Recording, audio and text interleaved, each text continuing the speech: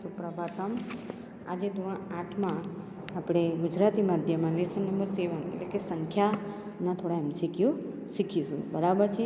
સંખ્યા મેં તમને લેસન સમજાવી દીધો છે। એમાં સુરેશ હોય છે, રમેશ હોય છે, બંને બજારમાં જાય છે ફળ ખરીદવા માટે, બરાબર છે। અને 5મી દુકાનમાં પાક્કા ફળો હોય છે। તો અહીંયા જે ગિનતી એટલે કે સંખ્યા આપેલી હોય છે, બરાબર છે, કે 1 થી 100 સુધીની સંખ્યાના પ્રમાણે આ લેસન આખો તૈયાર કરેલો છે, બરાબર છે। અને મેં પણ આ લેસન ચલાવી દીધો છે ભાષાંતર એટલે કે અનુવાદ સાથે। તો હવે એમાંથી MCQ કેવી રીતે પૂછાશે એ તમને કહીશ, બરાબર છે। તમે શાંતિથી એ સાંભળજો। હવે અહીંયા સુરેશ, રમેશ અને ફળ વિક્રેતા, બરાબર છે। સુરેશ અને રમેશ ક્યાં જાય છે? પહેલાં તો બજારમાં જાય છે। તો શું ખરીદવા? ફળો ખરીદવા, બરાબર છે। કયા કયા ફળો છે એના સંસ્કૃતમાં નામ પણ આપેલા છે, એ પણ તમારે યાદ રાખવાના છે।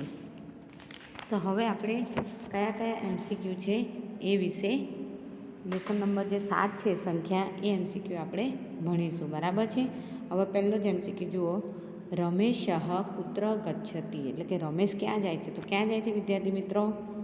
આપણમ, બરાબર છે, વિદ્યાલયમાં, નો, વનમ એટલે કે જંગલમાં, ઉદ્યાનમ એટલે કે બગીચામાં। એમાંથી એક પણ આન્સર રાઈટ નથી, તો કયો આન્સર રાઈટ છે? સી એટલે કે આપણમ। કહ આપણમ ગચ્છતિ એટલે કે કોણ બજારમાં જાય છે? તો કોણ જાય છે? રમેશ, સુરેશ, પરેશ કે ફળ વિક્રેતા? કોણ પહેલાં જવાનું વાત કરે છે? તો રમેશ। સુરેશ કિમ ક્રેતુમ ઈચ્છતિ, સુરેશ શું ખરીદવા ઈચ્છે છે? જુઓ, ફલાની, ફળ ખરીદવાનું ઈચ્છે છે। પશ્યત તત્રેવ ફલ વિપણી અસ્તિ ચલતુ ઇતિ વાક્યમ કહ વદતિ, કે જો ત્યાં ફલ વિપણી અસ્તિ, ફળની દુકાન છે, ચાલ। આ વાક્ય કોણ બોલે છે? રમેશ બોલે છે, બરાબર છે। અને આ વાક્ય કોણ બોલે છે એ તમને ક્યારે ખબર પડશે વિદ્યાર્થી મિત્રો? કે જ્યારે તમે લેસન રીડ કરશો ત્યારે તમારે એને ડાયલોગ પણ યાદ રાખવાના રહેશે કે સુરેશ આ વાક્ય બોલે છે, કે રમેશ આ વાક્ય બોલે છે, કે ફળ વિક્રેતા આ વાક્ય બોલે છે, બરાબર છે। હવે આપણે 5મા નંબરનું MCQ જોઈશું, પક્વાની ફલાની કસ્યામ વિપણ્યામ સંતિ, એટલે કે જે પાક્કા ફળો છે એ કઈ દુકાનમાં મળે છે? તો કઈ દુકાનમાં મળે છે? પંચમ્યામ, મીન્સ એટલે શું થાય કે 5મી દુકાનમાં પાક્કા ફળ મળે છે। પંચમ્યામ વિપણ્યામ કીદૃશાની ફલાની સંતિ, એટલે કે 5મી દુકાનમાં કેવા ફળ મળે છે? તો કેવા ફળ મળે છે? પકવાની એટલે કે પાક્કા ફળ મળે છે, બરાબર છે। 7મા નંબરના MCQ, આમ્રફલાનામ કિયત મૂલ્યમ અસ્તિ, એટલે કે કેરી, આમ્ર એટલે કેરી, તો કેરીનો અહીંયા જે લેસન છે એમાં શું ભાવ છે? તો જુઓ અહીંયા 50 રૂપ્યકાણામ 10 ફલાની, એટલે કે 50 રૂપિયાના કેટલા ફળ આવશે? કેરી આવશે? 10 ફળ આવશે। 8મા નંબરનું, 50 રૂપ્યકાણામ કતિ આમ્રફલાની, તો 50 રૂપિયાની કેટલી કેરી આવશે? તો 10 કેરી આવશે, બરાબર છે। કતિ કદલી ફલાનામ 16 રૂપ્યકાણી, કદલી ફલાનામ એટલે કે કેળા, 16 રૂપ્યકાણી એટલે 16 રૂપિયા, તો કેટલા કેળાના 16 રૂપિયા છે આ લેસન પ્રમાણે? દ્વાદશ, દ્વાદશ એટલે 12, ઓકે। દ્વાદશ કદલી ફલાનામ કિયત મૂલ્યમ, તો 12 કેળાનો શું ભાવ છે? તો શું ભાવ છે 12 કેળાના? 16 રૂપિયા, બરાબર છે।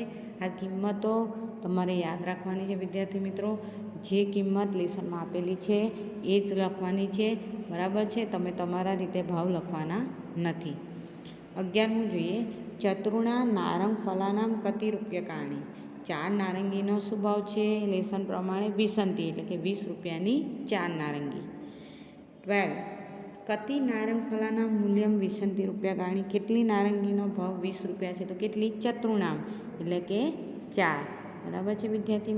હવે આપણે આગળ જોઈશું, 30 કદલી ફલાનામ કિયત મૂલ્યમ, બરાબર છે।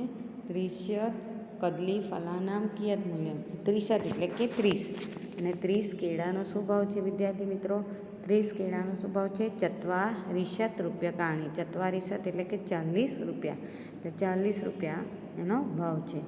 સુરેશ કદલી ફલાની ક્રીણાતિ, એટલે સુરેશ કેટલા કેળા ખરીદે છે? તો કેટલા કેળા ખરીદે છે? 30, બરાબર છે, એટલે કે 30 એટલે કે 30 કેળા ખરીદે છે। પછી 15મું, કહ 30 કદલી ફલાની ક્રીણાતિ, કોણ 30 કેળા ખરીદે છે? તો કોણ ખરીદે છે? સુરેશ. બરાબર છે. કહ દ્વાદશ નરંગ ફલાની ક્રીણાતી. નારંગ ફલાની એટલે કે ઓરેન્જીસ એટલે કે નારંગી. તો કોણ નારંગી ખરીદે છે? તો કોણ નારંગી ખરીદે છે? રમેશ. રમેશ કતિ નારંગ ફલાની ક્રીણાતી. અને કોણ નારંગી ખરીદે છે? એટલે કોણ રમેશ કેટલી નારંગી ખરીદે છે? તો કેટલી નારંગી ખરીદે છે? 12. ઓકે, એટલે 12 નારંગી ખરીદે છે. હવે 18મું, કદલી ફલાનામ ચત્વારિશત નારંગ ફલાના ચષષ્ટી ઇતિ વાક્યમ કહ વદતી. તો આ જે ડાયલોગ, આ સેન્ટેન્સ છે, એ ડાયલોગ કોણ બોલે છે? તો જુઓ અહીંયા કોણ બોલે છે? ફળ વિક્રેતા. બરાબર છે, એટલે કે જે ફ્રૂટ સેલર હોય છે, જે ફળ વેચનાર હોય છે, એ આ વાક્ય બોલે છે. કહ ફળ વિક્રેતારમ ₹100 દદાતી. કોણ ફળ વિક્રેતા એટલે કે ફળ વેચનારને સત એટલે કે 100 રૂપિયા આપે છે? તો કોણ આપે છે વિદ્યાર્થી મિત્રો? રમેશ. બરાબર છે, રમેશ 100 રૂપિયા આપે છે. સુરેશ રમેશ ચ કાની ફલાની ન ક્રીણાતઃ. સુરેશ અને રમેશ કયા ફળ નથી ખરીદતા? બરાબર, ભાવ પૂછે છે પણ કયા ફળ નથી ખરીદતા? તો આમ્રફલાની. બરાબર, જે લેસનમાં છે ફળ, એ ફળ વિશે જ વાત કરવાની છે, એટલે કે આમ્રફલાની. હવે 21મો, રમેશ ફળ વિક્રેત્રે કતિ રૂપ્યકાણી દદાતી. રમેશ ફળ વિક્રેતાને કેટલા રૂપિયા આપે છે? શતમ. શતમ એટલે કે 100 રૂપિયા. ફળ બજારમાં કોણ કોણ જાય છે? તો કોણ કોણ જાય છે ફળ બજારમાં? સુરેશ અને રમેશ બંને જાય છે. બરાબર છે. રમેશ શું ખરીદવા ઈચ્છે છે? ફળો. કઈ દુકાનમાં પાકેલા ફળો છે? તો કઈ દુકાનમાં છે? 5મી દુકાનમાં. બરાબર છે, જે લેસનમાં આપેલી છે દુકાન, એ જ દુકાનના આપણે MCQ લખવાના. 5મી દુકાનમાં કેવા ફળો છે? કાચા, બગડેલા, મીઠા કે પાકેલા? તો કયું આવશે? પાકેલા ફળો છે. બરાબર. ફળ વેચનારને કેરીના ભાવ કોણ પૂછે છે? તો રમેશ પૂછે છે. બરાબર છે. પહેલાં કેરીઓનો શું ભાવ છે? કેરીઓનો શું ભાવ હોય છે? લેસન પ્રમાણે 50 રૂપિયાની 10 કેરી. કેરીઓનો શું ભાવ છે? 50 રૂપિયાની 10. હવે એક કેરીની કિંમત કેટલી થાય? જો 50 રૂપિયાની 10 થાય તો એક કેરીની કિંમત કેટલી થાય વિદ્યાર્થી મિત્રો? 5 રૂપિયા.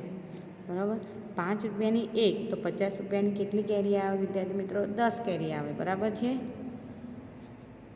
5 રૂપિયાની એક, તો 50 રૂપિયાની કેટલી કેરીઓ આવે? 10 કેરીઓ આવે. 12 કેળાના કેટલા રૂપિયા થાય?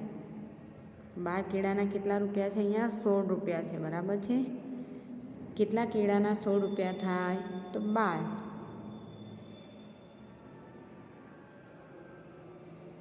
4 નારંગીના કેટલા રૂપિયા છે? અહીંયા 20 રૂપિયા છે. બરાબર, 4 નારંગીના કેટલા રૂપિયા છે? 20 રૂપિયા છે. હવે આપણે આગળ, કેટલી નારંગીના 20 રૂપિયા થાય? જો વિદ્યાર્થી મિત્રો, અહીંયા નારંગી, કેટલી નારંગીના 20 રૂપિયા થાય છે? અહીંયા તો 4 નારંગીના. સુરેશ કેટલા ફળ ખરીદે છે? તો કેટલા ફળ ખરીદે છે? કેટલા કેળા, સોરી, સુરેશ કેટલા કેળા ખરીદે છે? તો 30 કેળા ખરીદે છે. બરાબર છે. કોણ 30 કેળા ખરીદે છે? તો સુરેશ. જો અહીંયા ટ્વિસ્ટ કરીને પૂછેલું છે, ડાયલોગ પણ પૂછેલો છે અને ડાયલોગ કોણ બોલે છે એ પણ પૂછેલું છે.